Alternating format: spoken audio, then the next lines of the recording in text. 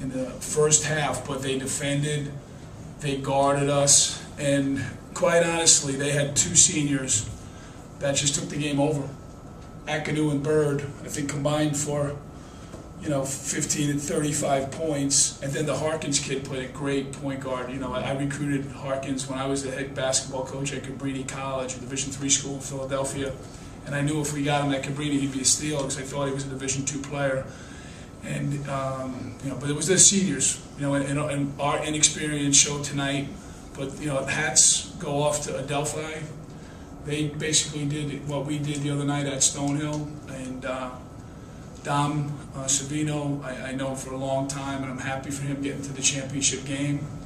He's a very good basketball coach and a good man. And tonight, Adelphi got what they deserved, and we just couldn't penetrate their defense, and consequently, and then they made some unbelievable shots. They made 2 threes that were, it was their night at the end of the day, and I applaud that team and their coaching staff.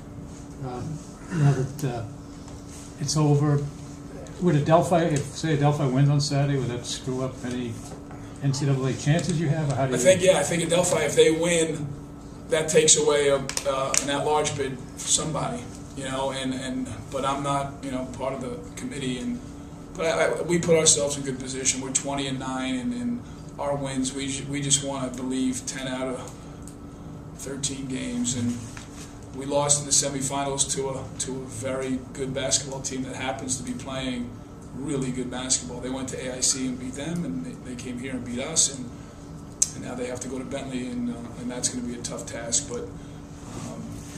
But I really like our chances. But you never know. I've said it time and time again. I like my team. I don't like computers, and I just hope we're 20-9 with no seniors and predominantly freshmen and sophomore, except for Robbie Walton and John Carbaccio. So we're young, and tonight we have to learn from this and move on. But hopefully Sunday night we get a bid and we get ready to advance to the NCAA tournament. Matt, same thing. I mean, you hit your first shot. You guys get out to 2 10-point leads, and I don't know if you kind of repeat what the coach said.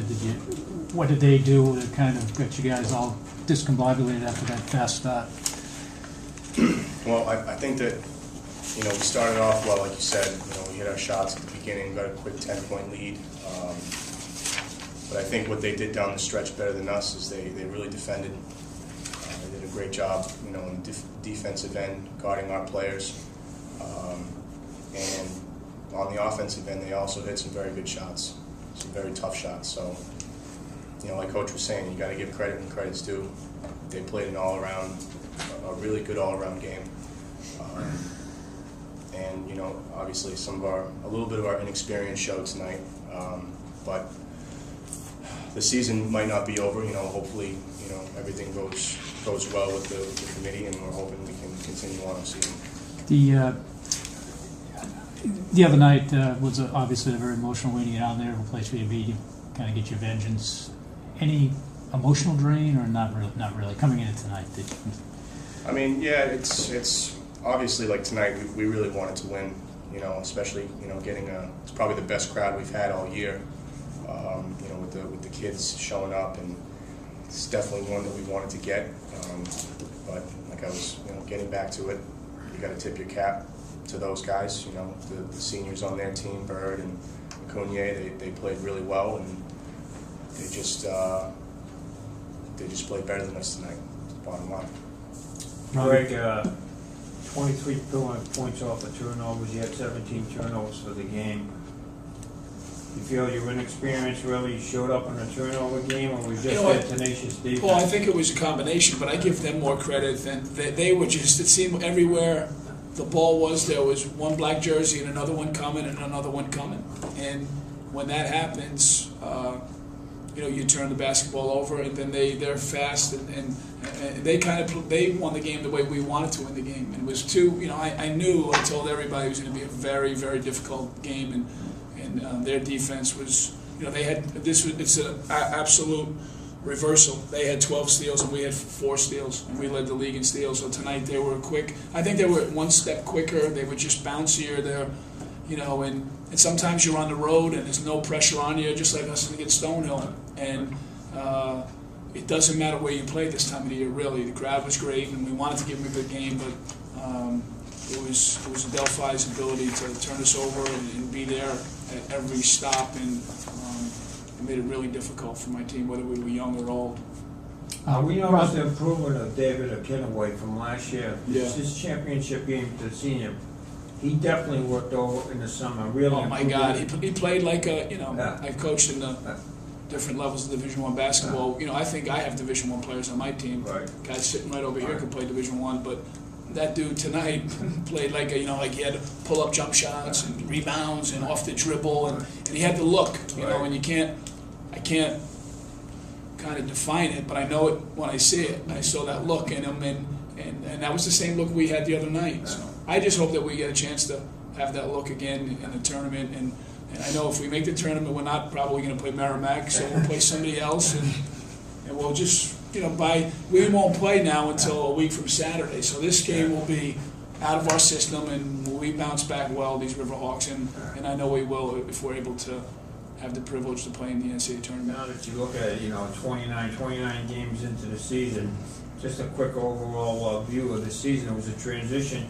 We losing Scotty Tavares is a big blow. Let's talk about that and having Akeem come in, Robbie. You working with him, the freshman. I think it's safe to say we've come a long way from the beginning of the season. Obviously, we come into the season with high expectations. A lot of people expect us to be a rebuilding year for us. So we came in, then we lost Scotty, so it was tough. But as the season progressed, everyone stepped into their roles. Akeem stepped into his role, obviously. Just look at the stats. And all the freshmen have matured on the court and off the court. So I think as the season's progressed, we've become better in all facets of the game, not just strictly as a team, on the court. And that's losing a lot on a basketball team.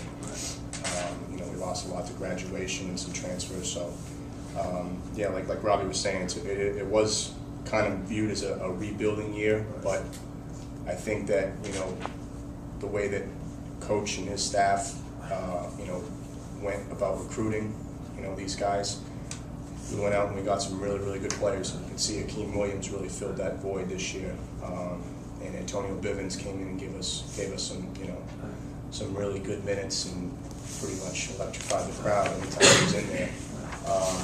So we're obviously we want to continue playing this year, and we want to see how far we can go, hopefully in the tournament. But it looks very, very bright here at UMass Lowell, coming down the stretch in these next couple of years.